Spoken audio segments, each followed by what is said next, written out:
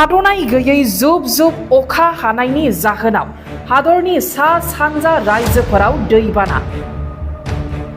हादरनि सा सानजा रायजोफोरा दैबानाजों बे समाव भुगिनांदों। नाथाय बे समावनो भारतनि गोबां रायजोफोरा गिख्रंथाव बिदुंनि दुंग्लाबनायाव हालाय हाफाय जानांदों।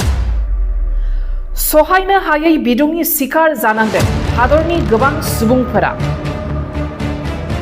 थांनाय माखासे सप्तानिफ्रायनो हादरनि राजथावनि गोदान दिल्ली, राजस्थान, उड़िसा, हारियाना बायदि रायजोफोराव बिदुङा गिख्रंथाव महर लायो। उसिग्लाबनाय बिदुंखौ सहायनो हायैयाव गोबां सुबुंफोरानो जिउ खोमानांनोबो गोनां जादों।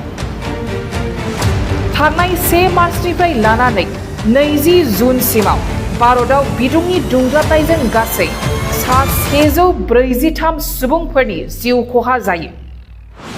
भारतजों लोगोसे बुहुमनि गोबां हादरफोराबो बिदुंनि दुंग्लाबनायनि शिकाराव गोग्लैनांदों।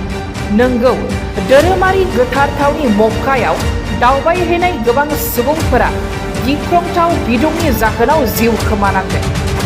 मक्कायाव दासिमाव बिदुंनि दुंखावनायजों 1000निबो बांसिन सुबुंफोरानो जिउ खहा जाबाय। बे जिउ खहा जानायनि गेजेरावनो 90खौ भारतारि धोरोमारि होननानै मिथिनो मोनदों।